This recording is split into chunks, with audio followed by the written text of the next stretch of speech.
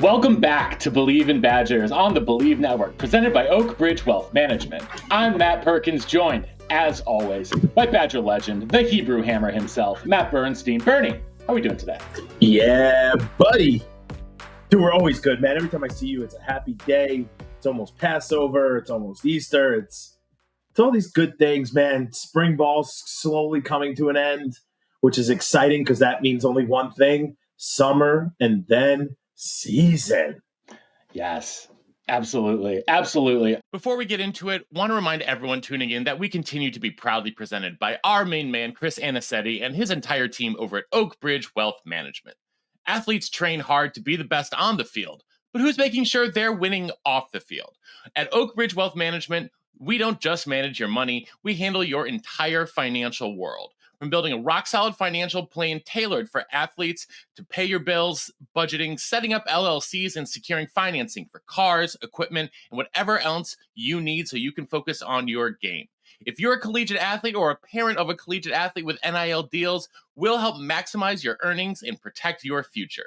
Your career is short, so make every dollar count with Oak Bridge Wealth Management, where athletes build lasting wealth. Get in touch with Chris on Instagram at oakbridgewm_Anicetti. That's oakbridgewm_ANICETE, or head on over to their website at oakbridgewealthmgmt.com. Chris Anicetti and Oak Bridge Wealth Management. Today, we put out the call for some mailbag questions, and you guys answered. We're super pumped for some of these questions that you guys have thrown our way. So the first one, I thought this was a really interesting one, Bernie.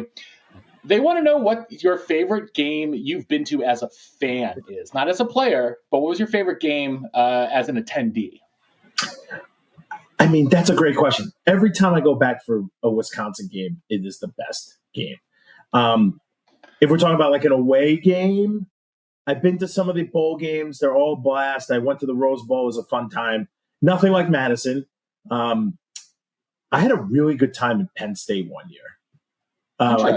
We didn't win, but I mean, I won. I felt like I won. I was hanging out with Bishotti and a bunch of guys, and I drank as much Coors Lights as there was left in the stadium or in the parking lot. But I would say best game I ever went to. It's so difficult because literally I can't stop going back to Madison. Like, I'm obsessed with it. Going to Wando's, cold Coors Lights. I don't know, Matt Perkins, what's the best game you've been to? I mean, the best game I went to, the most meaningful one to me is your game against Penn State. That's my game. I've talked about this before in the podcast. That's how I became a Badger fan. Like that is like what sent me from like a UW student to like spending a significant amount of my time doing this. So, and you're the reason for that. So thank you. Well, I appreciate it. But it's hard to pinpoint a game only because it is literally when you're standing in Camp Randall, I've never had a bad listen, we've lost many of those games I've been to, but you're there, man. And like, you get to experience Wisconsin Badger football live and in person, and someone from the East Coast, you're not that close. Can't go every game. So every, two games a year, 3 games a year. I'll tell you this. Actually, you know what? I do have one of my favorite ones. When we played, nobody was very excited except for me. We played the Pinstripe Bowl, and we dominated Miami. Yep. And, it's in my backyard, so I took the 6 train. I had to get off at a couple places, but basically get on the 6, and you're at Yankee Stadium. And there was fun parties along the way, but to be at Yankee Stadium to watch the Badgers just destroy Miami was really cool. And I know it's not like this glorified bowl game, but when you play at Yankee Stadium and I get to just not have to fly anywhere, I'll take it. That's a good one. I went to Wisconsin at Iowa, fall 2007. It was a low-scoring game. Wisconsin won 17-13, but it's probably my favorite Big Ten away game I've been to. I know one of my good friends is from Iowa City, so we had very good seats. It was very nice for that. But that's the atmosphere, the fact that Wisconsin won. Obviously, it was a very much a low-scoring affair. Yeah. But that to me was a lot of fun also because that was a Tyler Donovan team who at the time, like, they were in the top 10, like they were really getting going that fall. So that was a lot of fun. I think for me, the Rose Bowls that I went to, obviously I wish they could have won, but like the entire Rose Bowl experience, everything from, the parade and all the festivities and the tailgating and the scenery, like it's a pretty magical experience if you get to go, and hopefully when you get to go, Wisconsin wins. Yeah, I completely agree. I mean, I went to Rutgers, the first Rutgers game, and AD was there, and I was in the parking lot with my parents. It was raining. It was gross. We're drinking beers in the car, eating a wedge that we got, like, my dad and I made it. It was like 6 feet and nobody there to eat it. So like it's to me, it's more the people you're with. How many times I go back and it's the same dudes. It's Kleber and all these guys, Zalewski. They make that atmosphere 10 times more fun, 10 times more wild. Seeing AD this year, hopefully you and I were seeing Jeff Mack and Leanne. I'm like, doesn't really matter who it is. It's just so nice to see people. It's more of like it literally is homecoming, like what that word meant. 50 years ago when you didn't talk to people and you just literally came home for a game and all your friends were there. So it's that. But I distinctly remember, the New York game was a blast. All right. So next up, we've got a question from a longtime listener, David Todd. Shout out to David, who has been supporting our podcast since day one. He's always got something to say. We love David. He wants to know, Bernie, what our favorite memories are that are not sports related from Madison. And when I saw him send this one in, I immediately sent back to Mifflin Street Block Party my sophomore year. I think that was from what I remember, from what I recall from that day, that was a pretty special day for me, Bernie. But I'm curious for you. I mean, now I'm going through like 300 million stories that they involve football guys or some type of, I mean, from back in the day, we used to go. I mean, I'll tell you my one. Ryan Simmons took me hunting. I am not a hunter. I've shot guns. I'm not appalled by guns in any way, but I've never went hunting. And I was like, let me get the experience. Now, as a non-licensed holder, you can't hold a gun. You can't really do anything. I am a talker. Hunting is not for me. We're sitting in a tree stand. He's like, shut the up, Bernie. They're not going to come. The deer's not coming. He has a shotgun. So this is one of my favorite stories. Ryan, a possum. We're 10 feet in the air or whatever we are. We're on this. I'm freezing. I'm wearing. Let me paint you this picture. It's cold. It's snowing a little bit. And for Halloween, I was a desert storm. Like with the desert fatigues. Yeah. So I don't know. I wore that out hunting. I look like this complete idiot, like complete jabroni. I'm in this tree stand. I'm freezing. Because it's not the Halloween costume is not as good as like an actual jacket. And there's a possum below us. I'm looking, I'm like, oh, what the heck is that ugly thing? And Ryan's like, you want to see it disappear?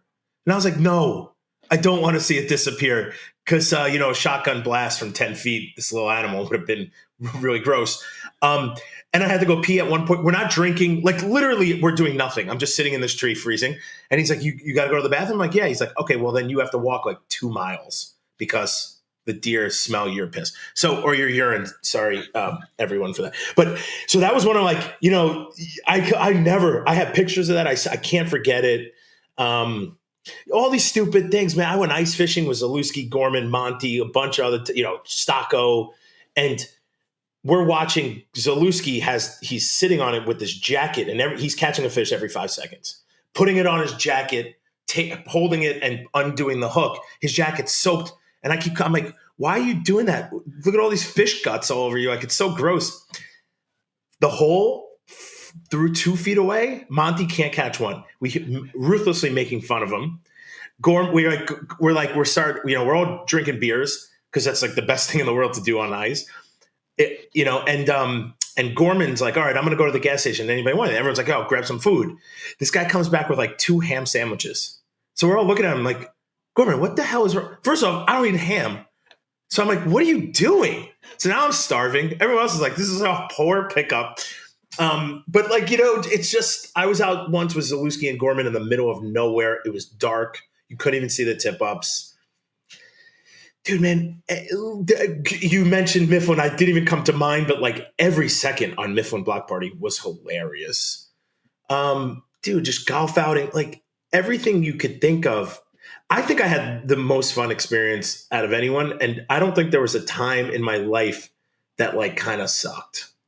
I don't even think there was a down outside of like go doing stadium stairs. Everything was hugely fun. Friday after class, we snuck a beer funnel in and had Brooks Bollinger on his knee doing a funnel. Like you can't make these things up. And I can keep going. I mean, how much video games we used to play.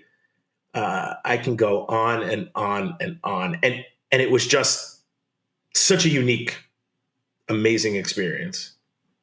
Yeah, I mean, there are too many that come to mind, or too many Halloweens that I kind of remember. But I will say, so Bernie, you had you had an extra semester, right?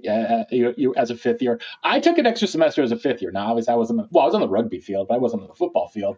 But that last semester was incredible. That last semester, when okay, the finish line is right here.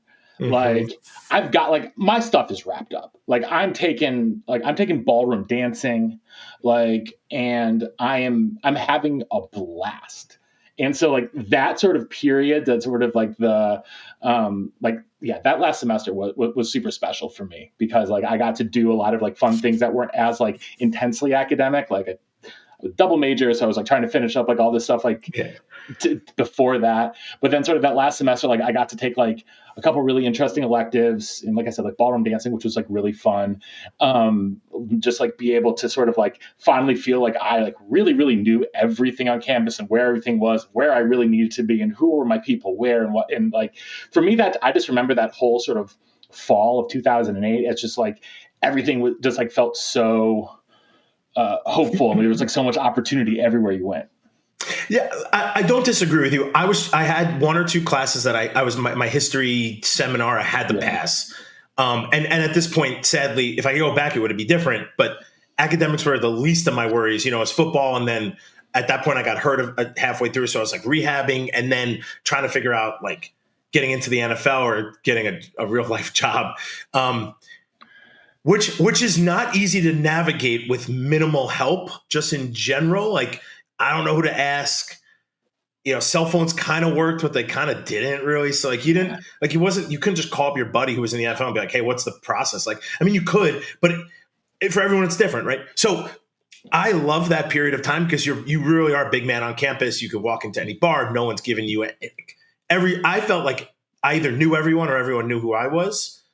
And everyone at Wisconsin was my friend, even the teachers. So, dude, it was just, I'm still thinking like we went up to Mark Bell's cabin with like 10 guys doing four-wheelers and just being able to do whatever we want with a four-wheeler. I've never been on a four-wheeler. And his dad he kind of got this lodge. It was like a small company lodge. And they had like 20 shotguns and thousands of shotgun shells. And the guy's like, I can't sell these. So do you guys just want to shoot them all? And I'm like, yes. So we went up there and shot skeet for like 6. Now it hurts I wasn't drinking because, you know, guns are serious and I took them serious.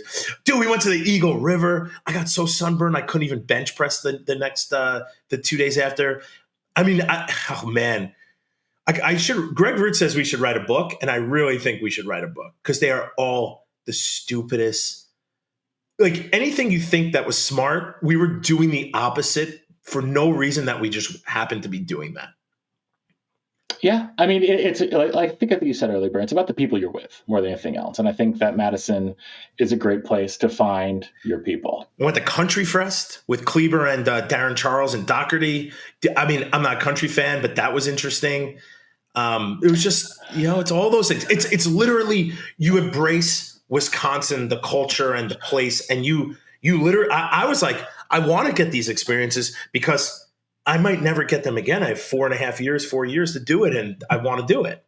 So I think it must have been like my junior year. We played a rugby game at Northern Michigan. Northern Michigan, you know, is up on the UP. And so, we all have to drive our own cars. We don't have a bus. We don't have a plane. We have anything like that. So 20 of us, no, more than that, probably would have been like 30 of us piled into probably 8 cars, drove up to someone's family had a property in Door County, and we like all 30 of us stayed in Door County because it was like halfway or 2/3 of the way up there.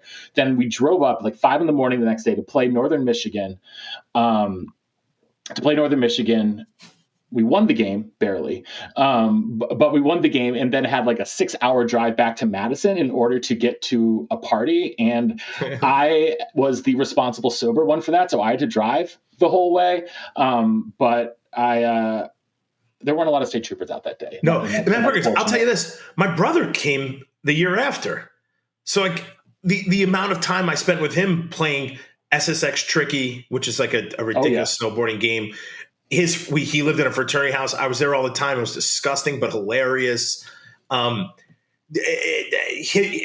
think I was lucky. We mixed his life and the football life, and we had this very unique experience combined that we know he's probably still better. I wouldn't say better friends, but friends with all of my friends, which I find also, like this amazing experience. Dude, there is not a better experience, I think.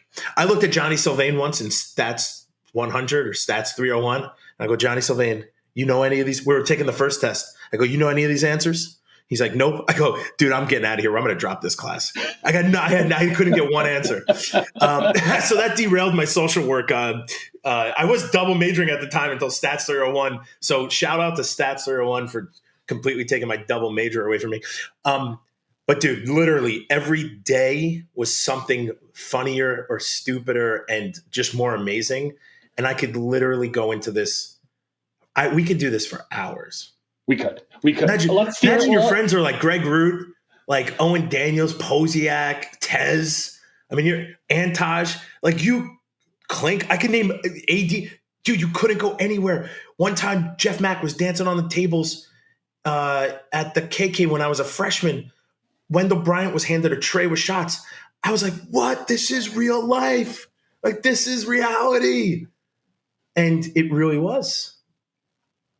Bertie, you had an A+ experience. I had an A+. Tell you that much. You had an A+ experience. Let's steer it back to the field a little bit for now. Next question, Bernie.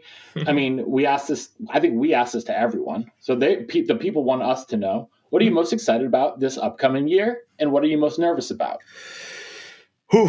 I mean, someone told me this the other day because in my work I talk about Wisconsin 24/7. I'm actually couldn't be more lucky or talk about an experience to do what I do. I just raise money for the university.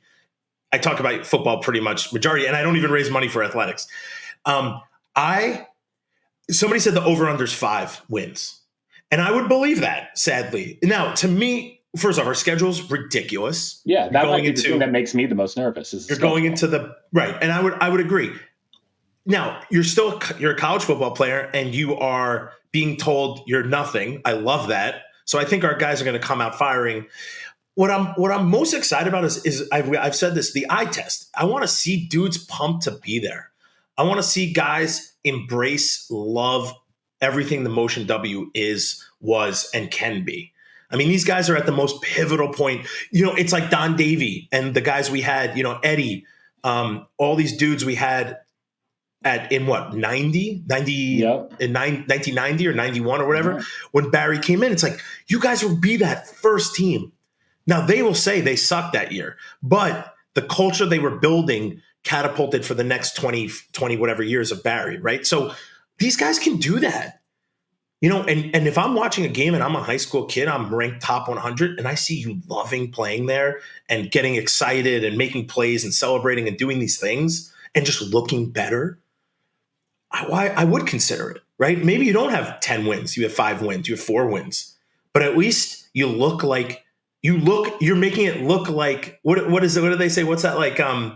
Make it look like you belong, right? Or whatever. Just do that. Fake it till you make it. Make it till you make it. If you ain't cheating, you ain't trying. Brooks Bollinger told me that my freshman year. I was like, I don't even know what that means. But I figured it out once I started really not knowing a lot of answers. But neither here nor there.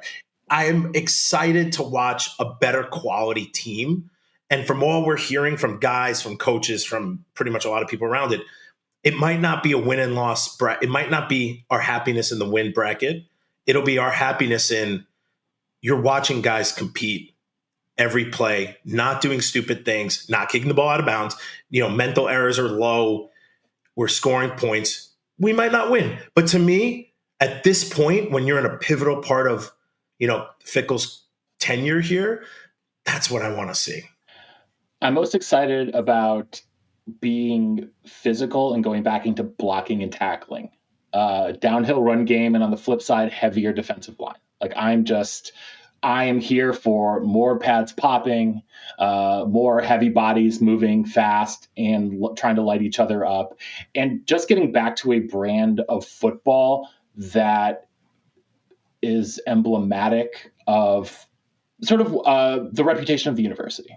They were the reputation of the program, and being a physical downhill team and being a stout defensive front. Like just hearing about these jumbo edges or whatever they're calling them, just heavy, large humans on the defensive line, on the edge. That is what I'm most excited about. I'm still nervous about special teams, Bernie. Like I still don't feel like special teams is anywhere close to where it needs to be. Well, who's the coach of special teams? Matt Mitchell. Outside linebackers coach. So but that's the issue, right? Like, I can't remember what. Oh my god, I'm blanking on his name. He was a coach of like the outside linebackers or like the middle linebacker. It was like he was the coach of some like one position that got coached by somebody else anyway. Coach Murph, but he was predominantly special teams. Yeah, we need a special teams guy. Like you just have to have it. Yeah, because it is. Games are won and lost in one. In what? How many special teams could have 10 plays a game, and all of a sudden one of them's a bad one, and you get pinned, you fumble, and you're back now at the 10-yard line instead of the 20. There's so many things you have a turnover. I mean, you don't put a lot of stake in all these. You can't practice that much, right? Like you just can't. You don't have enough time in the day. So I agree with you, but I think a dedicated person is important. Now, if you look up Coach Murph, I'm sure he was the coach of something. I just don't. I don't remember him actually being the coach of something. I mean, maybe he was just a special teams coordinator. Who knows? I don't know. It could have been that in field corner. Like it was something like one other position that you're like, come on, dude. The DB's coach is going to coach him, but it doesn't matter. That dude took, and as much as sometimes you might not have liked it, that guy watched film and he broke down every player, every single play, just like your offensive coordinator would do, or your team, your group coach. And you know what? It was if you didn't do it right, man. Barry was in that room. He made it to every meeting. Like he didn't slack on special teams. Barry was there. And the last thing you wanted to do was for Coach Murph to MF you and then Barry stand up and be pissed also. Like you don't want to take times 2 the lashings, right? Definitely not.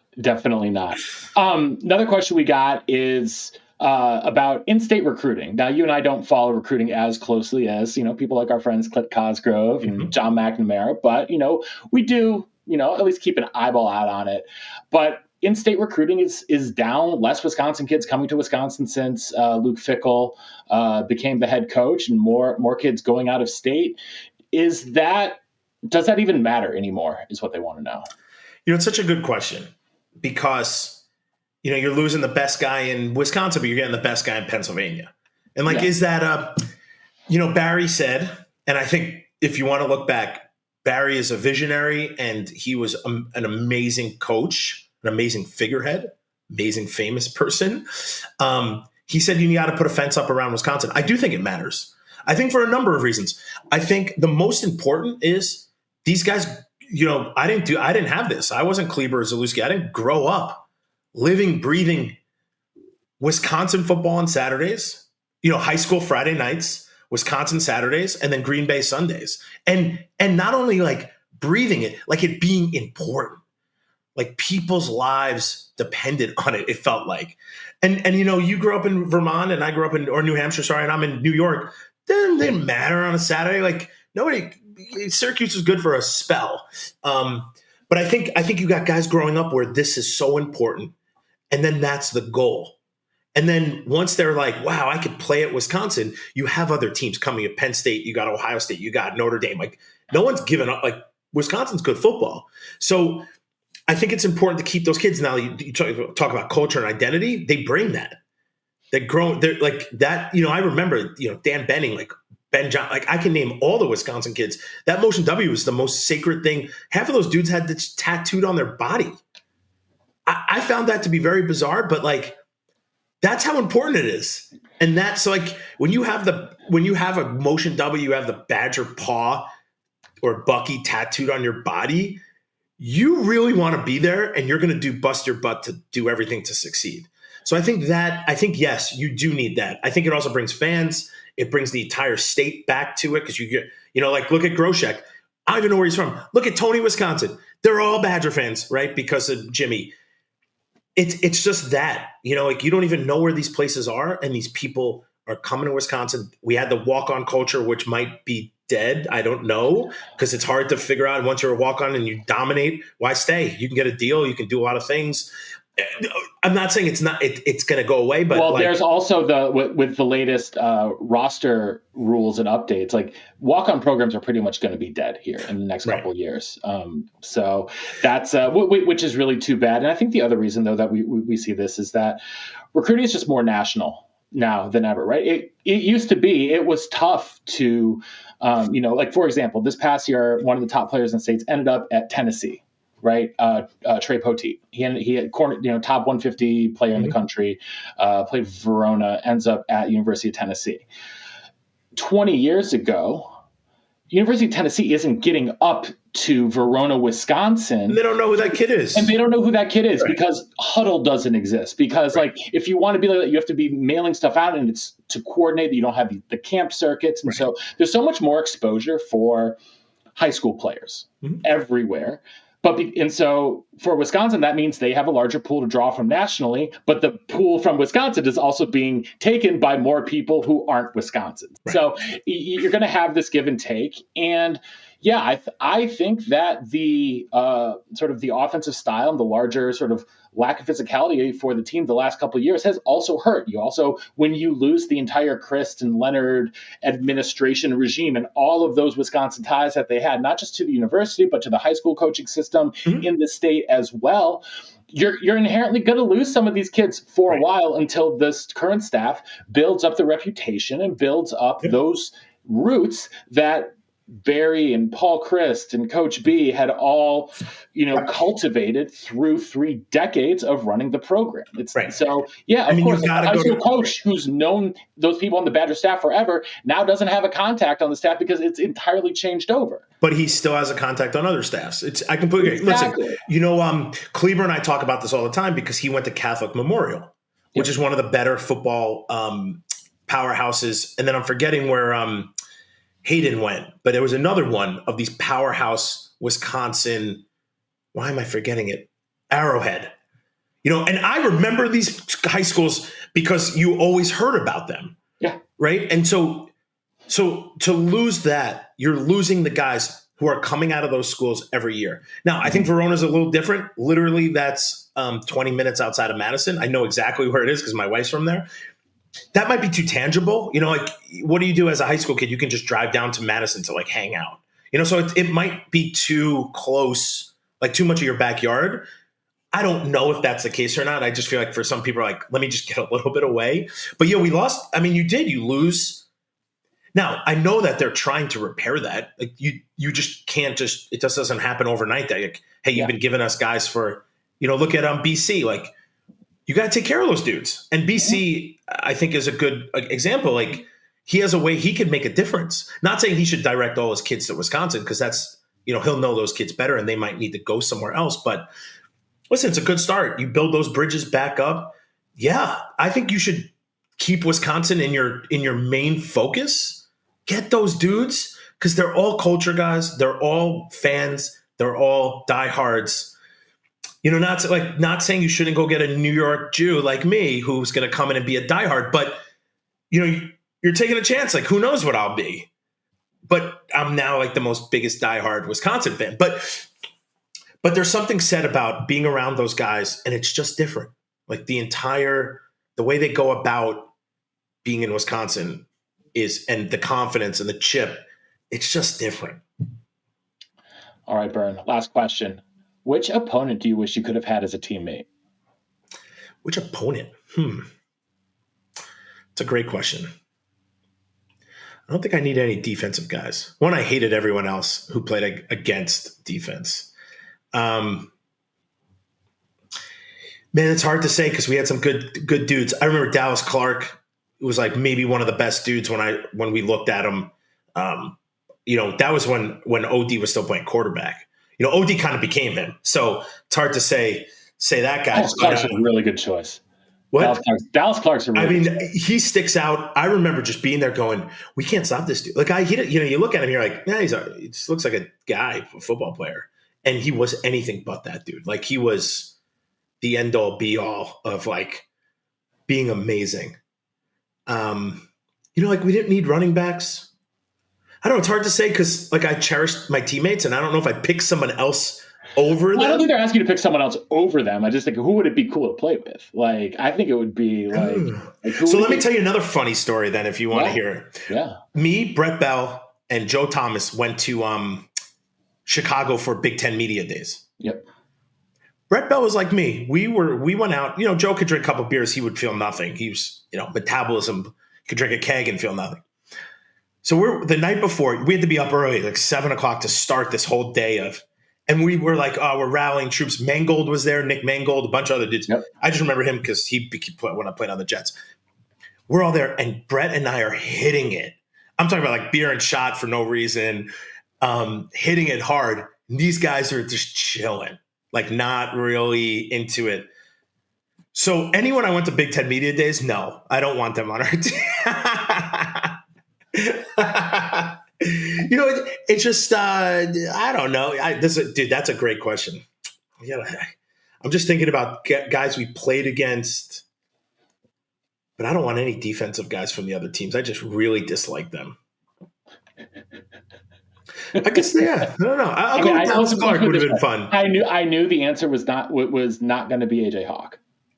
I actually really liked AJ Hawk because I always now AJ, you might have a different of opinion, but I always thought I took the upper hand. So if I could be wrong. Now Elijah Hodge, I don't think I took the upper hand every time.